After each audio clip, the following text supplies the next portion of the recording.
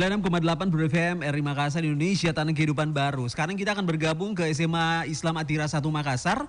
Di sana ada Kakak Fira. Hari ini kita akan berbincang-bincang dengan tema adaptasi kebiasaan baru pembelajaran tatap muka di era pandemi COVID-19.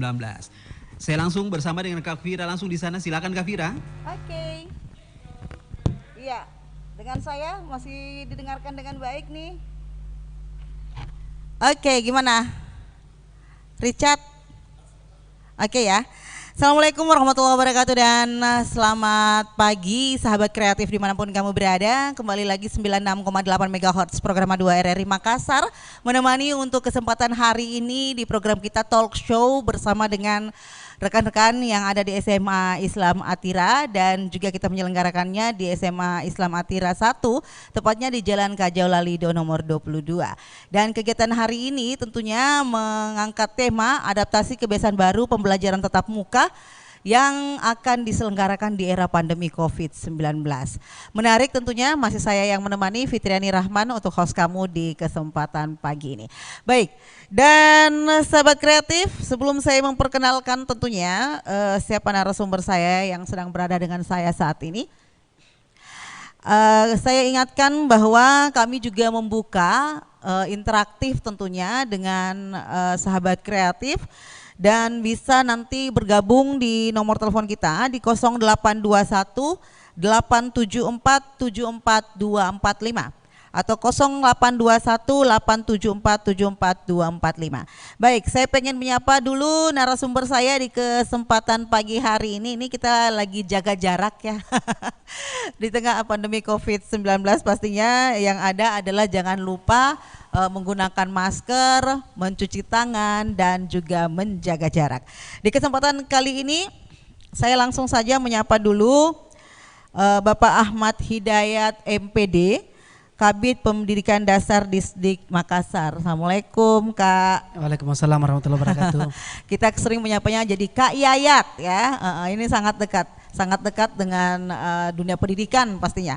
Dan bersama dengan kita juga Kepala SMA Islam Atira 1 Makassar, Tawakal Kahar MPD. Assalamualaikum. Waalaikumsalam warahmatullahi wabarakatuh. Ya, kita panggilnya Kak Awal. Baik, karena ngurusinnya anak-anak ya. Ini remaja jadi bawahnya panggil kakak adek nih ya, lebih akrab lah ya. Baik, di kesempatan ini kita langsung saja ngobrol. Kali ini saya pengen ke Kak Yayat dulu. Kak Yayat ini kan sejak Maret ya, kita sangat merasakan bahwa pendidikan itu jadinya berubah. Proses pembelajaran yang biasanya di sekolah akhirnya harus dilaksanakan di rumah. Dan yang serunya lagi karena ada memenya juga bahwa dulu kalau kita ke sekolah dilarang pakai handphone, sekarang tidak ke sekolah malah pakai handphone gitu ya. Nah, hal ini juga sudah berlangsung sampai hari ini dan direncanakan menurut informasi yang kami dengarkan bahwa ternyata pemerintah juga sudah ada prepare untuk adanya regulasi tatap muka di Januari 2021. Tapi sebenarnya bagaimana sih kesiapan kita khususnya untuk di Kota Makassar, pendidikan dasar kita Kak SD dan SMP untuk kemungkinan terjadinya pembelajaran tatap muka? Ya, makasih Dek Fitri.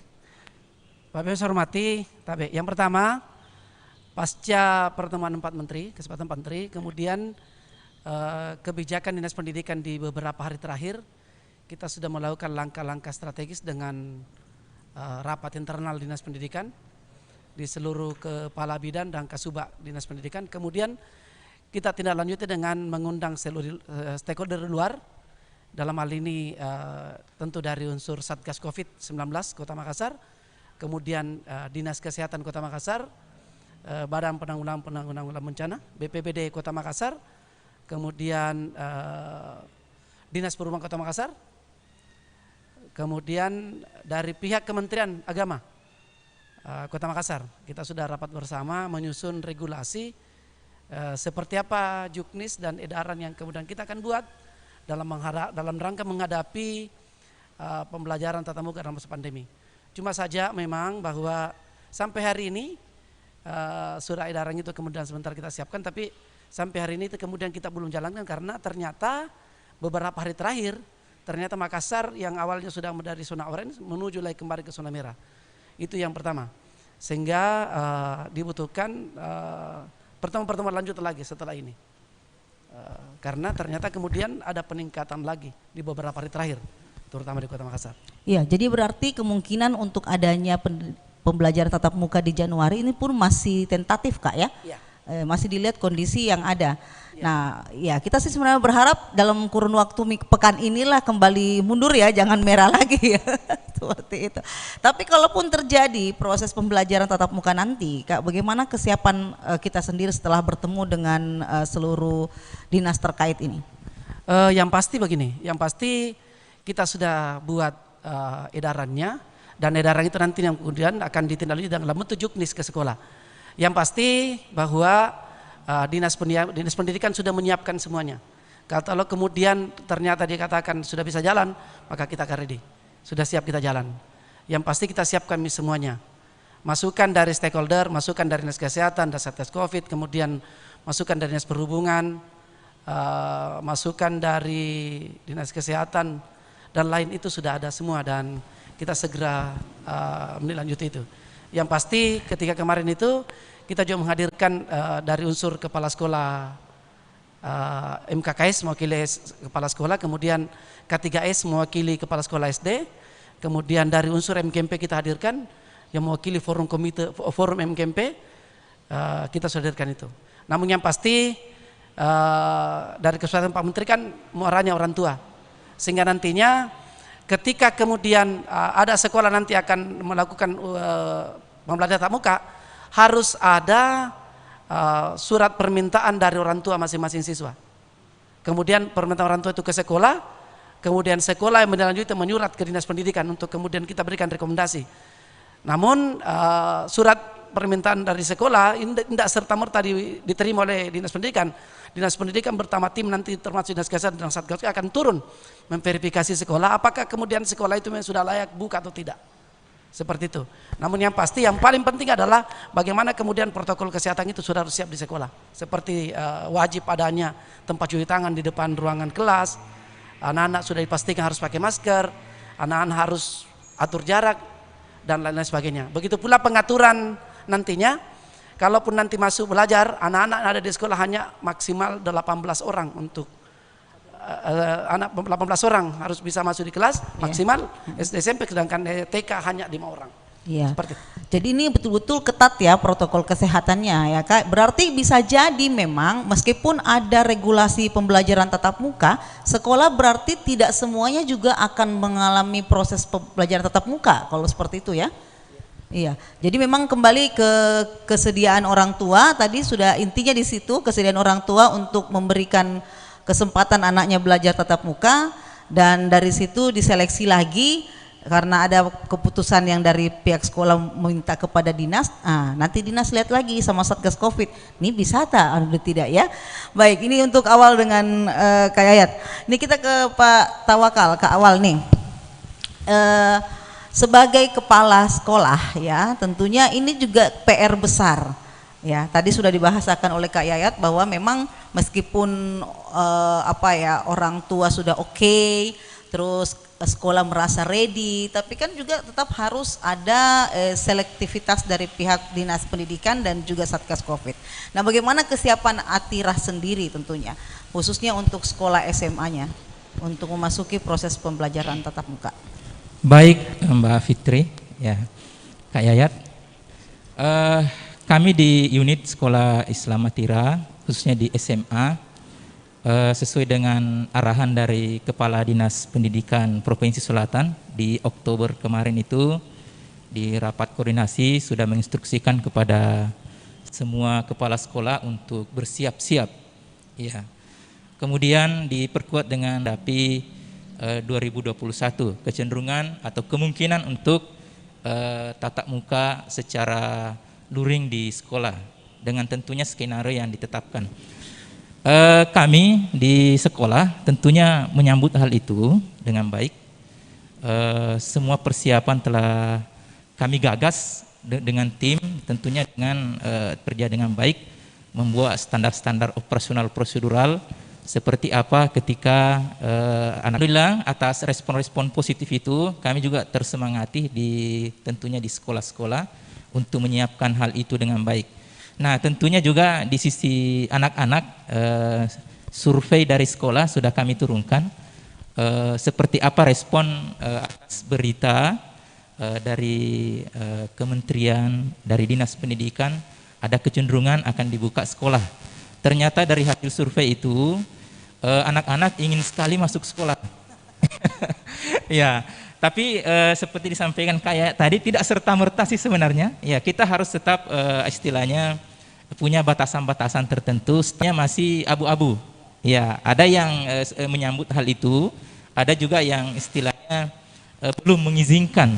Rasanya itu juga hak-hak orang tua yang perlu kita istilahnya akomodir dengan baik. Nah, di proses ini tentunya kami di sekolah sudah menyiapkan skenario. Ya, di SMA Islam Atira skenarionya adalah ada dua, masih ada dan ada luring. Jadi keduanya ini blended ini digerakkan secara bersamaan kelak. Sekiranya istilahnya sudah kita masuk di area masuk sekolah, ini kami sudah persiapkan dengan baik. Mudah-mudahan dalam waktu dekat ini kami bisa simulasikan seperti itu. Pertanyaannya kemudian adalah Makassar seperti yang kayak tadi mengalami perubahan ya dari zona orange tadi ya Menuju merah ya. menuju merah ya. Tentunya kita berharap menurun lagi dengan kesadaran semua komponen masyarakat kita. Walaupun kemudian kami tetap bergerak saja. Rasanya tidak ada salahnya kita di semua sekolah itu bergerak saja untuk mencapai ke sana. Kalaupun kemudian misalnya pemerintah mengatakan jangan dulu stop, ya itu kan tidak ada masalah. Kan ini kesiapan ini tetap ada perlunya. Kapanpun disiapkan kami sudah ada. Itu yang paling pokok saya kira Mbak Fit. Kasih. Iya, karena cukup lama ya, biasanya sekolah juga sudah mulai berdebu ya. Betul. Bukan cuma perpustakaan yang berdebu, ternyata sekolah juga sudah mulai berdebu. Dan bisa jadi nih kursi-kursi juga pada kena rayap ya, karena tidak dipakai untuk sekolah. Nah kalau boleh tahu, tadi kan ada sistem luring, ada sistem daring, Ya. yang kemudian di-combine ya. Betul. Mungkin kita perlu tahu seperti apa yang dimaksud dengan luring dan daring. Iya. Jadi untuk daring tentunya kita berbicara tentang online, ya dalam jaringan. Kalau luringnya luar jaringan tentunya adalah di sekolah seperti itu. Nah, ini adalah tantangan berat juga yang kami hadapi untuk guru. Tapi saya yakin dengan kekuatan tim dan kesiapan itu kita bisa persiapkan dengan baik. Kalau daring, kecenderungan orang tua yang memang tetap ingin di rumah belajarnya, kita tetap mengakomodir anaknya, tetap di rumah. Itu tidak ada masalah. Kemudian yang ingin di sekolah, maka kami juga lebih-lebih akomodir. Nah pertanyaannya kemudian adalah, apakah skenarionya guru mengajar 2 kali, kan begitu? Apakah mengajar dalam jaringan ini spesial khusus, kemudian di sore hari misalnya menghadapi anak yang mana, kan gitu. Nah rasanya kita harus efektifkan waktu, termasuk juga kekuatan teman-teman guru. 1 kali mengajar itu bisa digerakkan daring dan luring. Ya, skenarionya seperti apa? Tentu di kelas harus dibuat sedemikian rupa ya dengan baik. Kecanggihan teknologi rasanya ini bisa membantu kita untuk menyiapkan hal itu. Jadi ketika guru melakukan proses belajar luring di sekolah, di kelas, tentu yang di rumah juga siap dengan materi yang sama dengan proses daring. Jadi di kelas-kelas kami sudah siapkan PC untuk proses pembelajaran luringnya dan termasuk juga daringnya, sehingga semuanya terakomodir dengan baik. Itu yang kami persiapkan menghadapi proses daring dan luringnya, insya Allah. Ya. Ini menarik nih sahabat kreatif, karena ternyata juga meskipun kita menuju zona merah, tetapi persiapan itu juga harus selalu dilakukan ya. Kenapa? Jangan sampai tiba-tiba regulasinya bahwa boleh buka gitu ya. Baik, sahabat kreatif, kamu bisa bergabung dengan kami sekali lagi di 0821 8747 4245. Sekali lagi saya ulang 0845. Baik. Saya lanjutkan ini ke Kak Yayat.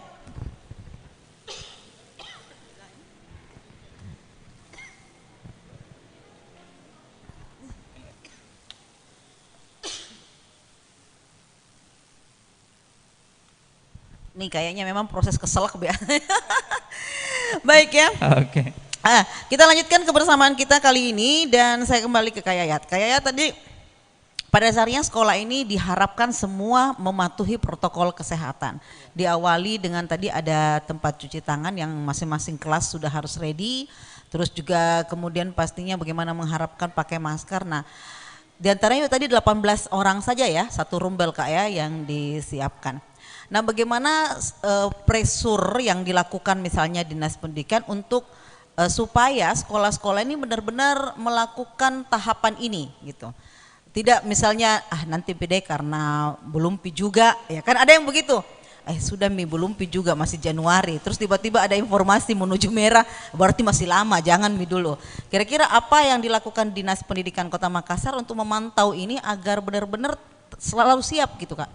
Iya, makasih. Jadi begini Dek Fitri, yang pasti baru saja Senin lalu kita ngumpul, saya kembali mengulang bahwa menghadirkan semuanya, MKKS, MGMP, K3S, Dinas Perhubungan, masalah angkutan, karena angkutannya pun nanti harus diatur.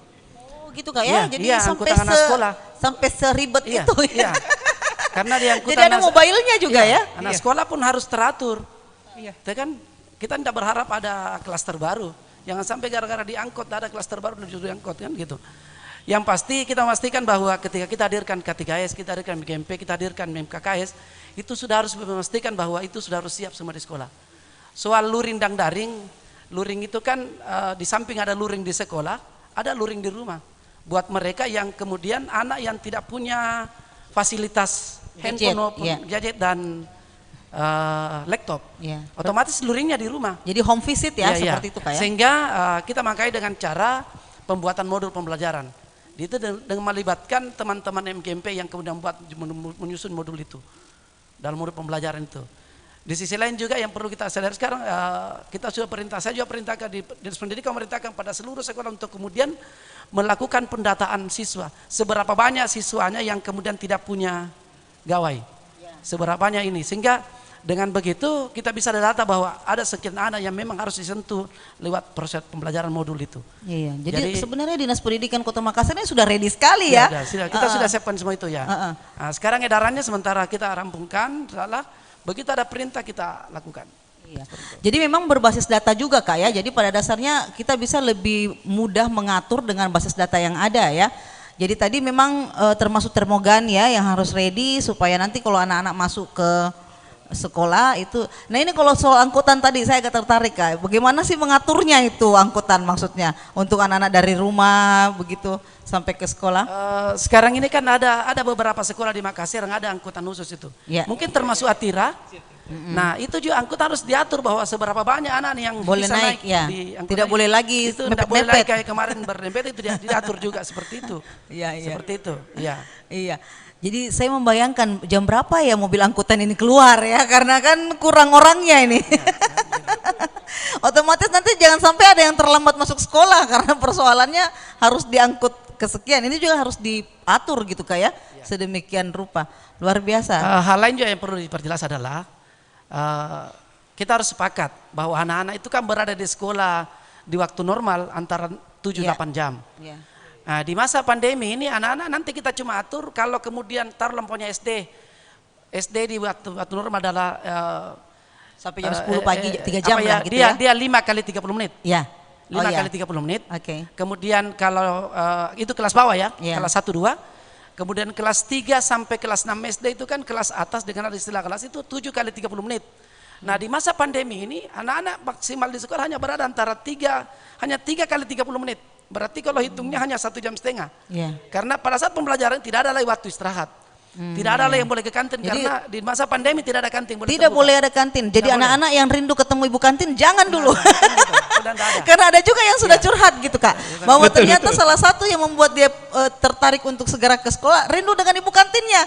Tapi itu kan masih dalam masa pandemi kan tidak boleh rindu masakannya gitu. Rindu masakannya. Dia tidak ada proses istirahat. Yang ada 1,5 jam sudah itu pulang. Berarti prosesnya berlanjut terus pendidikannya Kak ya. Dan yang paling penting adalah anak-anak kan begini, ketika dia pulang sekolah umpamanya jam 10, orang tua harus memastikan bahwa anak-anak itu pulang langsung ke rumah. Jangan sampai dia terpapar di luar, dia ke mall kemana, Betul. dia jadi orang tua harus bisa lebih aktif lagi di masa pandemi nantinya setelah tatap muka berjalan. Iya, jadi memang meski kemarin kan cuma yang lelah juga orang tuanya ya. Sebenarnya yang lelah selama daring itu orang tua juga, Kak. Waktu zaman masih work from home itu mungkin agak lebih mudah karena sama-sama ada di rumah. Tetapi ketika orang tua sudah mulai beraktivitas dan anak masih di rumah belajar, biasanya kan ada Y-nya itu milik orang tua, jadi ini biasanya menjadi tingkat kesulitan. Nah, dengan pengharapan ketika tatap muka sebenarnya kesulitan ini sudah harus berkurang, tapi ternyata ada tambahan baru ya, bahwa tetap harus melakukan pendampingan pasca mereka pulang sekolah gitu Kak ya. Nah, kalau tadi yang 3 kali 30 menit itu untuk kelas bawah Kak ya. Bagaimana? Jadi otomatis turun 2 jam juga untuk kelas yang atas ini.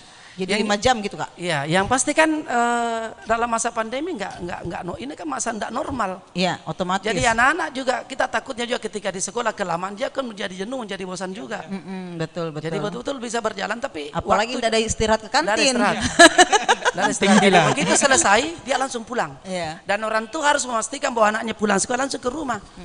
Nggak boleh lagi kemana-mana karena jangan sampai emponya kemudian itu anak-anak terpapar di luar jam pelajaran kemudian disalahkan sekolah. Itulah sebabnya Betul. ketat nanti bahwa permintaan orang tua ke sekolah harus jelas nanti kertas Jadi materai. ada pernyataan gitu Ada Kak, pernyataan ya? orang tua bahwa kesiapan anaknya untuk masuk sekolah. Iya, jadi nanti kalau anaknya mau pulang harus dijemput. Iya. Harus. Ya. Iya. Makanya nanti sekolah harus siapkan tempat khusus untuk Betul. penjemputan anak. Karena dia harus terkontrol pada saat pulang terkontrol Pak. Iya. Berarti Seperti betul-betul sudah lepas dari tanggung jawab sekolah Iya. gitu ya, sudah sempat dialihkan ke orang tua. Ini kalau kita melihat ini sangat ketat sekali, kayak betul-betul adaptasi kebiasaan baru kita ini agak-agak terkontrol sesuai dengan protokol ya. Jadi ibaratnya dulu kan hanya pejabat barangkali yang dapat protokol ya kan. Sekarang sudah Anak-anak juga harus ada protokolnya bahwa mereka harus pergi ke sekolah jam sekian dan kemudian sampai di sekolah itu dengan proses mulai cuci tangan, termogan gitu ya, pemeriksaan suhu dan ternyata di kelas itu. Jadi saya pernah dengar juga Kak bahwa karena kelas itu terbagi gitu. Dengan maksimal satu rumbel itu 18 tadi dari 36 misalnya Kak ya, satu rumbel. Berarti apakah akan ada misalnya kelas 5 menjadi 2, dibagi 2 untuk belajar, misalnya ada masuk pagi, ada masuk sore atau bagaimana? Aturan kita kemarin begini, kita sudah atur begini. Taruhlah saya bicara SMP umpamanya. Kalau kita sepakat bahwa kelas 1 di hari Senin, berarti masuklah itu kelas 2-nya di hari Selasa. Oh ya, berarti mereka sekolah tidak tiap hari sebenarnya Tidak tiap hari, ya. kan? Ya. Tapi kan tentu di situ kan ada, tentu dalam satu kelas ada daring, ada luring. Hari ini umpamanya datang 18, itu kan gitu. Berarti ada di rumah seperdua. Tetap mengikuti proses. Ya, walaupun pada akhirnya nanti kita akan menyerahkan pemenuh secara teknis kepada sekolah untuk ngatur sendiri. Karena kita tidak bisa, tidak semua sekolah sama. Ada sekolah yang mungkin ruang kelasnya tersedia banyak, siswanya kurang. Ya, bisa, tapi bisa. ada sekolah yang ruang kelasnya terbatas, siswanya banyak. Iya. Sehingga nanti akan kita serahkan kepada sekolah ya. Konsep PMBS, manajemen pendidikan bersekolah. Manajemen pendidikan bersekolah artinya apa? Sekolah ngatur sendiri secara ke dalam, secara internal. Tapi kita atur regulasinya seperti apa pengaturannya. Iya, tapi lelah juga benar ya gurunya kalau misalnya itu terbagi 2 rumbel dengan guru yang sama ya, misalnya kan guru kelas bisa di sekolah itu kan kalau mungkin di SMA ada guru mata pelajaran atau SMP, tapi kalau guru SD itu kan guru kelas. Ini lelah juga itu kalau sampai dibagi 2. Oke, nah bagaimana saya ke tempatnya Kak Awal ini? Ya, ini kan tadi menarik tadi Kak Yayat menjelaskan cukup detil bahwa pada dasarnya dinas ini sebenarnya sudah berpikir runutan dari edaran dinas misalnya. Nah, di Atira sendiri ini termasuk kategori punya kelas banyak dengan siswa sedikit atau malah yang seperti tadi siswa banyak tapi kelas sedikit? Iya, kalau di Atira secara keseluruhan itu jumlah satu ruangan itu tidak boleh melebihi 30. Oh, memang rata-rata di sini 27, 25 gitu. Iya, jadi mengaturnya sangat memungkinkan seperti itu mengatur. Nah, seperti sampaikan tadi bahwa bisa 1/2. Kalau misalnya 30 kan 15, itu sudah sangat lumayan itu mengaturnya. 15 di sekolah, 15. Tapi begini, tidak menutup kemungkinan orang tua dalam satu kelas 30 misalnya itu jumlah murid, dalam satu kelas itu bisa saja yang menyatakan siap untuk ke sekolah bisa saja misalnya 20. Ya, lebih. Maka 10 tadi ini sudah istilahnya daring utuh ini. Ya. Iya, enggak ke sekolah. Ya, karena orang tua tidak mengharapkan anaknya ke sekolah kan. Itu tidak ada masalah, itu pilihan juga. Nah, inilah yang dikelola 20 ini. Kalau dianggap melebihi dari 18 maka bisa saja dibagi 2. 10 hari ini, 10 besok. Ya, makanya tadi disampaikan bahwa harus kembali ke sekolah. Bagaimana teknis mengaturnya dengan baik. Tentu sekolah-sekolah semua juga akan melakukan hal itu. Bagaimana supaya ini prosesnya berjalan dengan baik sih. Daring dan luringnya. Persoalan misalnya daringnya, luar jaringan ditemui di rumah. Atau ada rumah tertentu tempat untuk ngumpul anak-anak, itu memungkinkan juga sih guru ke sana, diatur sedemikian rupa. Jadi ada koordinasi yang kuat antara orang tua dengan sekolah. Kalau ini terjadi, saya yakin persiapan-persiapan kita ini bisa dilaksanakan dengan baik sih. Yang penting ada keterbukaan sekolah, ada keterbukaan juga dari sisi orang tua, tidak ragu-ragu. Kemudian secara zona ini juga memungkinkan kita bergerak di lingkungan. Saya yakin semuanya bisa dipersiapkan dengan baik. Tentunya memang harus ketat sih, saya setuju Pak. Harus ketat, ya. Karena ini sesuatu hal yang tidak pernah kita bayangkan dan tidak terbiasa dan harus kita pelan-pelan membiasakan diri. Itulah mungkin adaptasi, bagaimana kita menyesuaikan kondisi, mampu beradaptasi dengan kondisi yang tidak pernah kita alami. Baru kali ini kita alami. Betul. Nah, memang harus butuh perjuangan yang kuat. Tidak serta-merta bahwa kami sudah siap, enggak, belum. Tapi kita harus secara fisik, secara mental juga harus siap. Dan saya pikir mental anak juga harus disiapkan dengan baik. Seperti tadi ke sekolah, kemudian berkumpul temannya, ini sangat rawan ini. Ya, kalau tidak diatur dengan SOP-nya dengan baik. Jadi di sekolah itu bisa diatur sih dengan baik sepanjang kita kerjasama yang baik dengan semua pihak. Iya, menarik. Yang paling sering suka berkumpul tuh yang paling kecil itu, yang kelas 1, kelas 2 ini. Itu yang tingkat paling rawan ya. Kalau yang SMA mungkin agak mudah ya karena sudah cukup dewasa untuk diberitahu. Baik ya sahabat kreatif, kita kembali menantikan kamu bergabung di 0821 8747 4245. Sekali lagi di 0821 8747 4245. Sambil menantikan tentunya atensi kamu dan interaktif kita di kesempatan siang hari ini, kita dengarkan dulu satu persembahan spesial berikut ini sebelum kita lanjut pembicaraan kita di talk show siang ini. 5 arahan Presiden soal penerapan adaptasi kebiasaan baru, yakni pentingnya prakondisi yang ketat, yakni protokol kesehatan yang harus diikuti masyarakat seperti menggunakan masker dan lain-lain. Perhitungan yang cermat dan mengambil kebijakan berdasarkan data dan fakta di lapangan. Menentukan prioritas sektor dan aktivitas mana yang bisa dimulai atau dibuka secara bertahap. Konsolidasi dan koordinasi pemerintah pusat dan daerah sampai ke tingkat RT terus diperkuat dengan melibatkan masyarakat bersinergi menyelesaikan persoalan besar ini. Melakukan evaluasi secara rutin meskipun sebuah daerah kasus barunya sudah menurun. Jangan lengah, karena kondisi di lapangan sangat dinamis.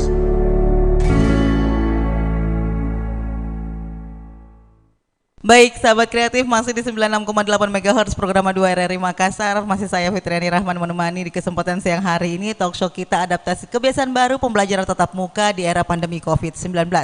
Dan tadi juga kita sudah banyak berbincang dengan Kak Yayat ya tentang bagaimana kemudian kesiapan Dinas Pendidikan Kota Makassar dengan menyiapkan tentunya perangkat yang ada di sekolah untuk bisa menjalani proses pembelajaran tatap muka sekiranya itu berlangsung di Januari 2021 nanti.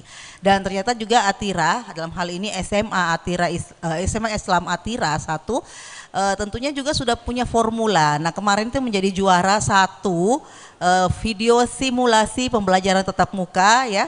Dan ini yang membuat kami berada di sini ya sahabat kreatif. Baik, nah kita ke Kak Yayat ya, namanya kesediaan fasilitas. Tentunya ini tidak serta-merta kemudian treng gitu ya, langsung tiba-tiba fasilitasnya ada. Nah, namanya kebiasaan baru, otomatis lingkungannya baru, pasti ada hal-hal baru yang harus disiapkan. Nah, bagaimana dengan pembiayaannya? apakah ada langkah-langkah taktis yang dilakukan? Karena takutnya nanti kalau misalnya ada anggaran yang kemudian berujung kepada proses hukum kepada sekolah begitu. Silakan Kak, gimana? Ya, jadi makasih Dek Fitri. Dan pasti begini, rapat koordinasi kemarin kami, saya ingin sampaikan pada kesempatan ini, kami menghadirkan juga Inspektorat Kota yang lakukan yang mendrive regulasi aturan penggunaan dana bos di sekolah. Ini untuk membuat perisai untuk teman-teman kepala sekolah supaya tidak kemudian bermasalah hukum di belakang hari.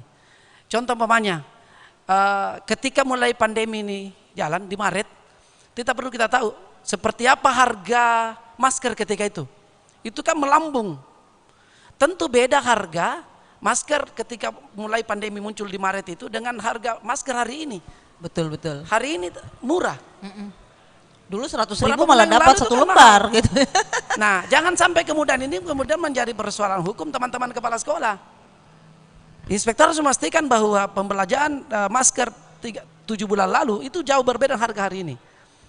Itu harus bisa dipastikan bahwa itu kepala sekolah harus diamankan di soal itu. Satu. Yang kedua, soal pembelajaran lain. Kalau umpamanya tiba-tiba Januari kita tatap muka berjalan. Tentu kan belanjanya bukan di Januari. Iya. Seperti hand sanitizer, masker, kemudian Namanya sabun cuci tangan. ya, namanya kesiapan. Itu ya. bisa oleh sekolah sudah siapkan di tahap Desember 3. misalnya. Tahap 3 bos berjalan 2020. Berarti sekitar bulan 10-11 itu sekarang itu kepala sekolah sudah harus menyiapkan itu, sudah belanja. Walaupun itu kemudian dipakai di Januari, di Februari. Gitu. Betul, karena namanya kesiapan. Iya. Jadi dibelanja taruhlah sekarang di bulan 11-12 pembelanjanya, nanti dipakai di Januari ketika itu berjalan. Jangan kemudian dianggap loh, kok dibeli di Desember baru ini dipakai di Januari begitu. Sudah disiapkan semua. Sehingga betul-betul begitu berjalan nanti pembelajaran tatap muka semua sudah jalan sebagaimana adanya. Iya. Jadi memang memang serba banyak masalah ya sebenarnya ya dengan adaptasi baru. Biasanya kan kita kalau adaptasi baru munculnya karena kita pindah domisili. Ini kita tidak pindah domisili, lingkungan yang berdomisili pindah gitu ya. Lingkungan kita, kondisi kita yang kemudian hijrah begitu. Baik sahabat kreatif, selain di 96,8 MHz program 2 RRI Makassar disiarkan secara langsung, kita juga berada di siaran live FB Pro 2 FM. Nah, ini ke awal. Tadi kalau saya melihat ini kan secara teoritis ya, dinas itu sudah sangat berupaya khususnya Dinas Pendidikan Kota Makassar karena PR-nya agak lebih banyak ya karena mengurusi anak SD dan juga SMP yang sebenarnya sangat super rentan sebenarnya dengan kemungkinan adanya pembelajaran tatap muka karena mereka kan masih suka berkerumun ya. Paling susah dihindari kerumunannya yang anak-anak sekolah ini. Nah, bagaimana sendiri pihak Atira mungkin untuk bisa melihat potensi-potensi yang ada ini. Jangan sampai juga kadang-kadang kan juga anak SMA sekarang kan ya mungkin labil remaja lah ya. Lama di rumah, mereka juga punya kekangenan, rindu dan apa, efeknya juga bisa berkerumun. Bagaimana kemudian sekolah mensikapi ini? Iya, jadi ini PR besar yang harus kita selesaikan secepat mungkin sehingga semuanya tersedia. Nah, kami dari sekolah tentu juga sangat mengapresiasi dari Dinas Kota dan Dinas Provinsi tentang backup beberapa hal. Ini sangat bagus saya kira, sehingga memberi ruang kita untuk lebih menyiapkan diri dengan baik. Nah, untuk para kepala sekolah, kami juga sendiri itu sudah membuat semua standar-standarnya dengan baik. Tentu berdasarkan aturan-aturan secara nasional juga, kami coba kerucutkan sesuai dengan geografis sekolah kami masing-masing. Nah, semua kepala sekolah tentu menyiapkan hal itu. Ya, kita tahan dulu ya Pak. Kawalnya ada telepon masuk. Siap. Baik, halo, assalamualaikum. Saya bisa bertanya, Bu? Iya, dengan siapa ini? Dengan Ibu Yanti di perumahan Goa. Oh ya, silakan Ibu. Oh iya, saya sebagai orang tua murid, tentunya was-was ya selama berapa bulan ini kan selama pandemi ini anak-anak sebagai belajar secara daring. Iya. Terus saya bertanya nih, bagaimana pihak sekolah meyakinkan orang tua bahwa sekolah sudah aman untuk anak-anak belajar di tahun depan secara tatap muka. Itu saja Bu. Iya, Pak, makasih. Iya. Jadi ya seperti tadi ya, bahwa orang tua itu abu-abu juga, takut-takut. Tapi sebelum itu kita jawab, kita lanjut dulu tadi ke awal. Ya. Baik, jadi tentunya sekolah menyiapkan standarnya semua. Ya, maka dibuatlah skenarionya sedemikian rupa dalam bentuk aksi simulasi. Simulasinya pun dalam bentuk video. Ya, ini juga dengan ketat kita lakukan. Kenapa kita lakukan seperti ini? Sekalian menjawab Ibu Yanti tadi sih sebenarnya. Ya, jadi terima kasih Ibu Yanti. Tentu semua sekolah menyiapkan juga semua skenarionya seperti apa dalam bentuk meyakinkan orang tua. Ini juga perlu dukungan Bapak Ibu orang tua kepada sekolah. Masukannya sangat dibutuhkan. Nah, kesiapan sekolah tadi tentunya kita juga harus sosialisasikan ke orang tua. Seperti ini kesiapan kami, sehingga orang tua bisa melihat secara video atau bisa juga kita buat model kelas di sekolah dengan tentunya mengundang juga orang tua ke sekolah. Dua ini bisa dilakukan kok. Jadi orang tua dihadirkan tentu dengan standar juga secara bergantian melihat seperti ini kesiapan sekolah, kemudian bisa juga dalam bentuk video. Sehingga ketika semuanya berjalan dengan baik ini, tentu juga orang tua punya cara pandang. Oh, ternyata sekolah sudah hampir rampung penyelesaiannya. Oh, saya masih ragu deh dengan kondisi seperti ini. Sehingga memang tidak dipaksakan juga. Kalau memang dianggap orang tua menganggap sekolah belum siap, ya enggak usah dulu. Karena memang semuanya sumbunya adalah di orang tua. Makanya pernyataan orang tua itu juga sangat menentukan kekuatan sekolah, kami kepala sekolah untuk bergerak mempersiapkan dengan baik. Ya, tentu ada istilahnya di rumah antara anak dengan orang tua itu, anak yang mau orang tua belum, atau orang tua yang mau anak belum, atau keduanya sudah mau. Ya, silakanlah dituangkan dalam bentuk surat pernyataan seperti itu, dan tentunya sekolah akan mengirimkan nanti. Nah, langkah kami secara internal di Atira itu sudah survei dulu untuk meyakinkan orang tua, survei dulu. Kemudian sekarang ini kami bergerak dari sisi video untuk dilempar ke orang tua. Ini kesiapan kami loh. Dan memang semua unit sekolah, entah di Atira atau di luar juga sudah sementara menyiapkan diri dengan baik. Entah di tingkat dasar ataupun di tingkat menengah ke atas, itu sudah bergerak bersama. Dan ini yang kita harapkan. Makanya persoalan zona untuk sekolah kita tidak ada masalah. Kita siap saja kok. Ya, persoalan kapan kita tunggu regulasinya. Kalau diizinkan, orang tua juga mau, kita bergerak bersama. Iya. Tapi bagaimana dengan kantin yang tidak terbuka ini ke awal? Itu kan Itu dia. Siswa tak pasti bilang, deh lapar Ki, Iya, belajar iya. Ki. Di rumah kalau daring bisa Ki sambil makan. Kira-kira bagaimana ini? Apakah bisa misalnya mereka bawa bawa ini ini atau kita ke Yayat dulu karena dia yang bikin regulasinya nih. Ada telepon dulu. Tuh, tahan dulu Kak. Oke. Kita terima telepon lagi nih. Halo, assalamualaikum. Halo, assalamualaikum. Waalaikumsalam warahmatullahi wabarakatuh. Iya, dengan siapa di mana? Iya, mau barangkali berbagi juga ini soal sekolah ketemu tahun depan ini. Ya. Pertanyaannya begini, apakah tidak membuat klaster baru sehingga pilkada ya baru-baru lewat, belum pilih tahu berapa ya terkena dan segala macam. Iya. Buat ini baru nanti tahun depan tinggal berapa hari bahan? Iya. Oke. Jadi mohon Dignas di provinsi barangkali, walaupun ada instruksi dari kementerian, kayaknya dipikirkan kodongan apa ini. Ya. Begitu Pak. Iya. Pak Kepala Dinas Kak. Iya. Begitu Mbak. Assalamualaikum. Ya, waalaikumsalam warahmatullahi wabarakatuh. Ya, maksudnya baru-baru saja Makassar ada pesta demokrasi pilkada. Dan kita tidak tahu klaster baru dari situ maksudnya. Belum tahu ya informasinya adakah yang terpapar. Semoga tidak ya terpapar COVID begitu. Nah, ketika munculnya yang kemarin ini, apalagi tiba-tiba kita sudah akan masuk lagi sekolah. Jadi bagaimana kesiapannya nih? Kalau sudah begini, dekat Mami ini ceritanya Januari, tiba-tiba masuk sekolah dan ternyata ada tingkat terpapar. Ini juga mungkin yang tadi dibahasakan oleh Kak Yayat ya, bahwa diakui Kota Makassar sekarang menuju zona merah. Jadi bukan lagi di zona orange, sudah menuju ke zona merah karena ada tingkat penambahan kasus COVID. Seperti itu. Nah, bagaimana menanggapinya dulu Kak Yayat? Kak Yayat paling banyak PR-nya ini deh. Iya. Dari awal kan saya katakan bahwa Dinas Pendidikan sudah menyiapkan regulasi. Bila mana sudah ada izin untuk kemudian kita buka sekolah. Itu kita sudah siapkan semuanya seperti apa teknisnya ketika kemudian daring, luringnya di sekolah atau luring di rumah. Itu sudah kita siapkan semua dan itu harus segera ditindaklanjuti oleh sekolah. Soal tadi pertanyaan terakhir tadi dari Bapak tadi yang tentang ini, kita tidak serta-merta Pak langsung buka Pak. Kita cuma siapkan saja skenario-nya semua. Persiapkan saja. Kita siapkan semua. Tidak ada kemudian anak yang bisa ke sekolah tanpa ada persetujuan orang tua.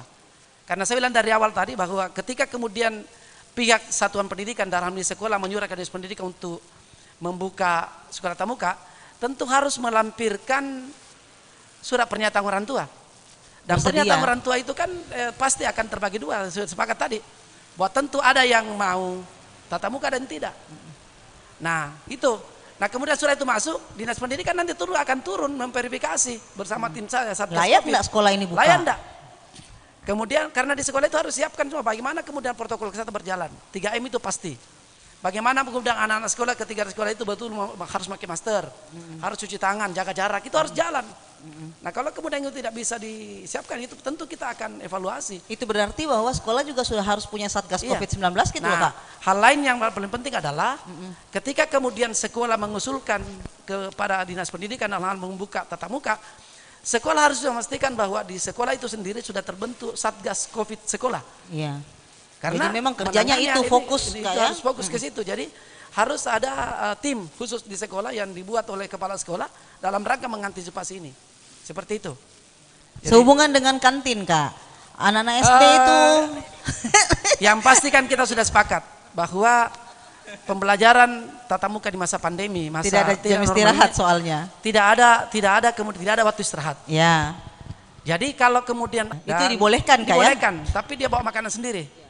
Dan itu sendoknya pun harus tidak bisa terganti, dia Ya. harus bawa sendiri. Steril semuanya. pokoknya Iya. barang sendiri, barang pribadi, milik pribadi nggak boleh kemana-mana. Iya. Itu intinya Itu kayak. Jadi pada dasarnya masalahnya kan tadi tidak ada jam istirahat, belajar terus, kantin tidak terbuka, begitu ya. Jadi dia hanya waktu di sekolah itu kan kalau kita hanya hitung 3 kali 30 menit berarti begitu selesai belajar langsung pulang. Iya, Dan seperti itu dipastikan dijemput kalau Ya. bisa.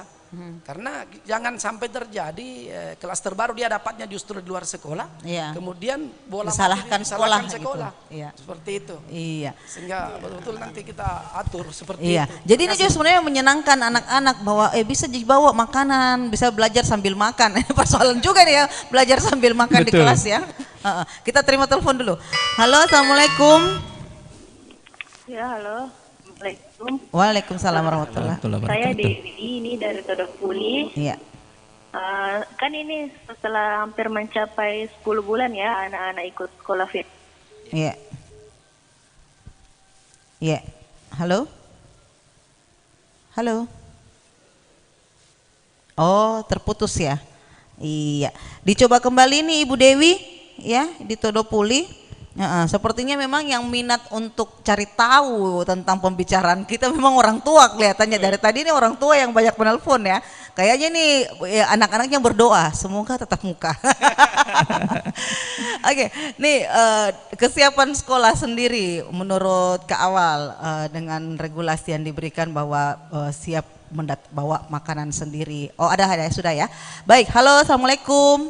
Iya, waalaikumsalam. Iya sempat terputus tadi Bu ya. Ya. Ya silakan Ki. Pertanyaan saya ini setelah hampir capai 10 bulan ya anak-anak sekolah daring, pastinya ini akan sangat beda kebiasaannya belajar di rumah dan sekolah. Kayak terlalu nyaman di rumah begitu. Terus apa ada tips untuk anak-anak supaya Ya, mereka kan pernah tatap ya. Iya. Jadi namanya beradaptasi supaya mereka juga yang terbiasa mini. Itu tadi saya bilang makan sambil ngemil di rumah, Iya. belajar sambil ngemil gitu ya. Tiba-tiba harus tetap membuka gitu. Ada tipsnya kira-kira kawan? Oke. Memang Mental kalau guru ini ya. mental guru, mental siswa. Iya, 10 bulan itu bukan waktu sedikit itu. Betul. Ya, mungkin muncul kegiatan lain. Tidak dilihat kan seperti itu. Iya. Nah, tentunya tiba-tiba masuk sekolah. Ya. Ya, dan itu pun juga harus menyesuaikan dengan kondisi yang ada sekarang secara ketat. Iya. Yang dibutuhkan itu mental. Ya, kalau mental tidak siap, saya kira orang tua juga harus jujur juga bahwa saya belum siap karena anak saya belum siap mentalnya juga. Saya juga rasanya belum tega. Kan tidak untuk kemungkinan. Belum ikhlas Belum ikhlas gitu ya, begitu. Tidak ada masalah. Kan persoalan kesiapan ini kita mempersiapkan saja. Nah, ketika mental anak sudah siap, rasanya juga kami akan ikuti dengan penguatan religitasnya. Ini sangat penting loh. Karena persoalannya begini, ada kan tipe-tipe siswa kita bermacam-macam tuh. Ya, ada yang percaya. Tidak ada itu COVID. Ya kan gitu. Coba lihat di sana di pasar-pasar apa dan sebagainya. Ya, ada juga memang yakin. Ada kok. Ya. Nah, ada juga yang biasa-biasa saja, antara yakin dengan tidak. Nah, 3 tipe ini rasanya itu harus diyakinkan bahwa ternyata COVID itu memang ada. Iya. Bagaimana cara menghadapinya? Siapkanlah mental kita. Nah, kalau mental sudah kuat, SMA kah, SMP atau SD, itu tentu ke sekolah dengan kesiapan secara baik. Oh, ini tidak boleh. Standar sekolah ini tidak boleh. Ketika masuk, saya harus diperiksa. Karena di sekolah sudah siap pemeriksaan. Bagaimana makanan saya? Tentu saya harus bawa dari rumah. Tidak boleh berbagi ke teman, apalagi berbagi masker. Ya kan, itu lebih parah ya. Itu lebih berbagi parah. masker yang udah kepake dibagi. Betul sekali, karena menganggap dia begini. Ini teman saya kok kan tidak ada beritanya, lebih baik kan tidak ada masalah. Ya, aku pegang-pegang aja, tukar-tukar masuk. Oh itu, ini mental loh yang menentukan karakter mental kita. Jadi rasanya kalau mental kuat, insya Allah tentu kita akan yakin semuanya bisa berjalan dengan baik. Tentu kantin tutup nih. Ya, bagaimana bawa ke sekolah? Tentu setiap sekolah kami sendiri sudah menyiapkan area untuk makan. Ya, di depan sekolah. Di kelas kami mengharapkan jangan di kelas. Ya, karena kurang baik secara ini. Kotor kelas jadinya kan begitu. Tapi di luar kelas itu kami siapkan. Ya, tentu dengan standarnya. Kan yang hadir di sekolah setiap kelas kan kurang itu. 1/2 kah atau 1/3 kah yang siap. Itu saja yang kita kelola dengan baik. Kan begini. Ini kan masih situasi darurat kok. Ya, kita tidak mengharapkan idealitas pembelajaran itu secara utuh. Tapi bagaimana mengharapkan anak mampu beradaptasi dengan kondisi yang disiapkan. Itu yang paling pokok saya kira. Jangan dulu melihat dia harus dapat 100, harus tercapai kurikulumnya, bukan. Tapi betul. bagaimana di bulan pertama itu anak siap secara mental. Kita latih, kita latih bersama. Tentu ada evaluasi dari sekolah. Oh, ini tidak boleh. Orang tua lagi dilakukanlah sosialisasi ke orang tua, penguatan lagi. Bu, ternyata selama 2 pekan ini yang terjadi. Evaluasi, kita evaluasi bersama. Betul. Makanya saya bilang, super orang tua, dukungan stakeholder itu sangat menentukan ini berjalan dengan baik. Jadi sekolah juga semakin mapan sebenarnya untuk punya kesiapan. Betul sekali. Saya yakin bisa kok. Ya. Nah, harapannya adalah COVID ini berlalu begitu. Dan kalaupun berlalu, hijau tidak serta-merta juga bahwa harus seperti sebelumnya. Sudah ada adaptasi baru apapun tetap itu. Berjalan protokoler itu saya kira tidak boleh kita mengabaikan. Karena yakin virus ini tidak hilang kan. Namanya virus sudah kena ya udahlah ya. Tinggal bagaimana menyiapkan mengelolanya dengan baik. Guru siap, siswa siap, orang tua siap. Saya yakin seperti itu. Jadi memang tipsnya sebenarnya sederhana. Allah bisa karena biasa. Jadi Ibu Dewi biasakan anak tak menggunakan masker, masuk rumah itu cuci tangan, periksa suhu badannya, dan sebenarnya kebiasaan di rumah itu juga yang akan terbawa ke sekolah. Sangat menentukan. Jadi, kan gini. Kalau Ki Hajar Dewantoro kan ada tripusat pendidikan tuh. Iya, betul. Ya, pertama sekolah. Pertama orang tua di rumah, orang tua. Kedua sekolah, ketiga lingkungan. Nah, di rumah itu harapannya adalah pendidikan karakternya yang harus kuat. Itu tadi. Bagaimana 3M itu jalan dengan baik pembiasaannya. Nah, kemudian di sekolah seperti apa? Kami mengajarnya. Ya, bagaimana menginternalisasi ilmunya, ilmu belajarnya sehingga anak mumpuni. Karakter di rumah, di sekolah didapat ilmunya, karakternya juga insya Allah akan digiring. Bagaimana di masyarakat ini sangat susah ini. Nah ini yang jadi PR besarnya. Apalagi anak SD.